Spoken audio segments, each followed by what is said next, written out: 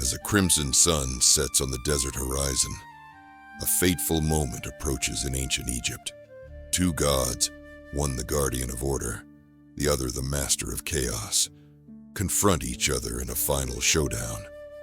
This epic struggle will change the fate of Egypt and the balance of the cosmos forever.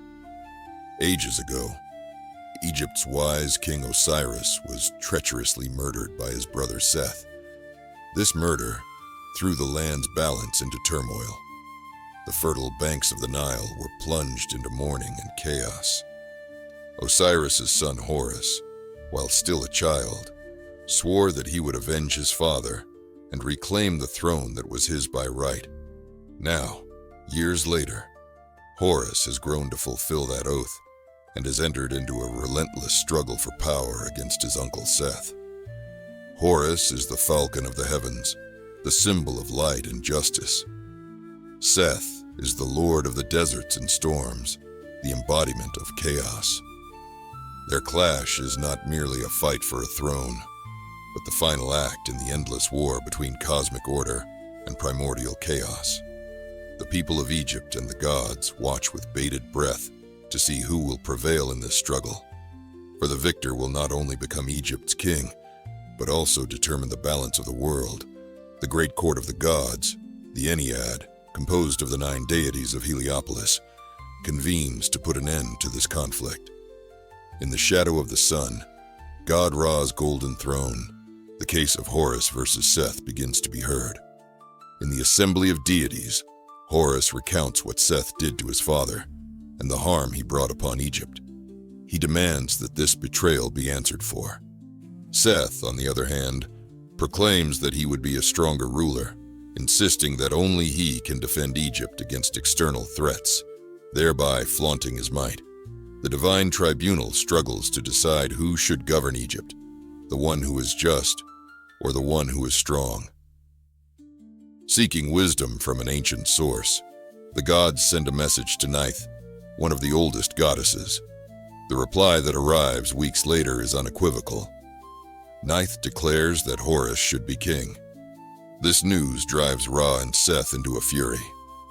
Ra argues that the young Horus is too inexperienced and urges that the verdict be delayed, while Seth shouts that he will not cease fighting until a decision is made in his favor. For a fair trial, the gods decide to move the proceedings to a desolate island in the Nile and decree that Horus's mother, Isis, known for her magical powers, be kept away from the hearing. But Isis is cunning and determined as a mother. She disguises herself as an old beggar woman and tricks the ferryman into taking her to the island. Then she assumes the form of a young and beautiful mortal widow and appears before Seth. Isis tells Seth a story of a stranger attempting to steal a rightful inheritance. When a man died, a foreigner came to seize the man's property, even though the dead man's own son was still alive. Outraged at the injustice, Seth declares that the inheritance belongs to the living son and must not be given to the outsider.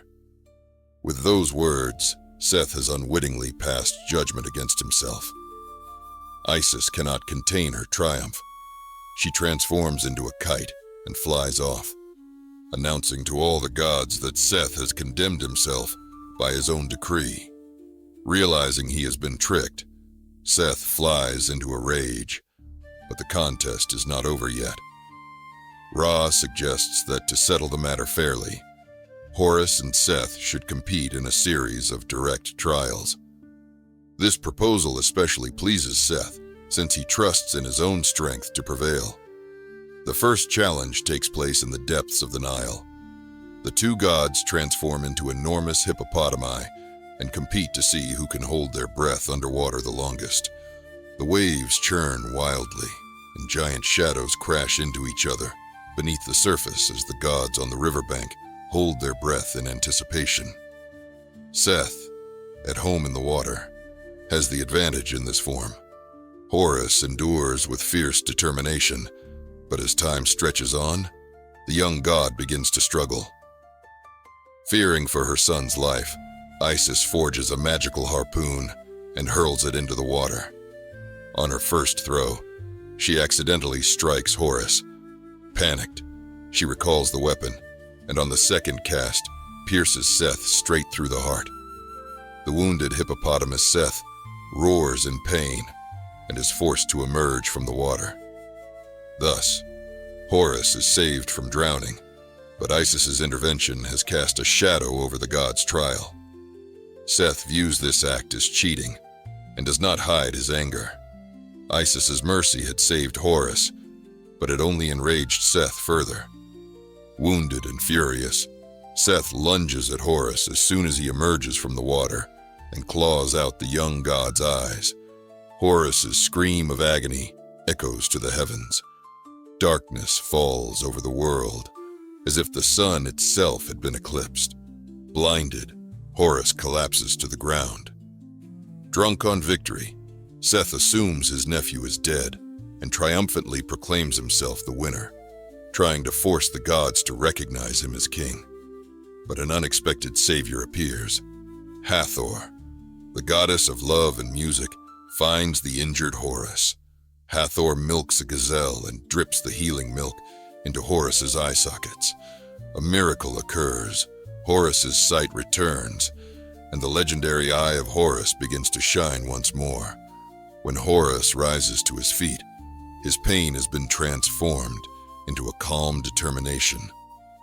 Now more resolute than ever, he finds within himself the strength needed to claim the throne that is his due and to finally avenge his father. Horus and Seth confront each other in countless battles over many years. Sometimes, Horus prevails through cunning. Other times, Seth overpowers Horus with sheer strength. They race stone boats on the Nile, clash with armies in the desert, and even duel with swords amid thunder in the sky. The battlefields change again and again, yet neither side can achieve a decisive victory. This struggle drags on for a full 80 years, and even the Council of Gods grows weary, waiting for a resolution. Neither Horus nor Seth has been able to secure a definitive triumph, leaving the divine balance in limbo. The gods decide to resort to one last measure to ensure justice is served.